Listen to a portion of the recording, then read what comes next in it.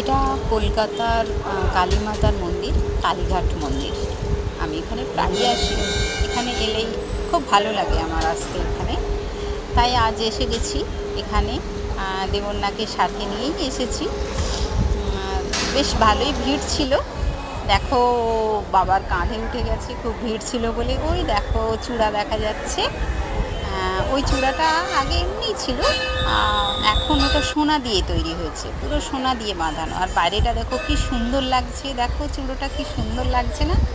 দেখতে ভালোই লাগছিল। তা আমরা পুরো দর্শন করলাম, চত্বরটা পুরো ঘুরলাম। এটা হচ্ছে ষষ্ঠীর, মা ষষ্ঠীর মন্দির এখানটায়। কালী পুজো দেওয়ার পরে সবাই মানে এইখানটা পুজো দিয়ে থাকে। এই দেখো ছাগলটা এখানে আছে, এটার বলি দেওয়া হবে। এটা আমার একেবারেই ভালো লাগে না, আমি বেরিয়ে যাচ্ছি এখান থেকে। সবাই নমস্কার সবাইকে।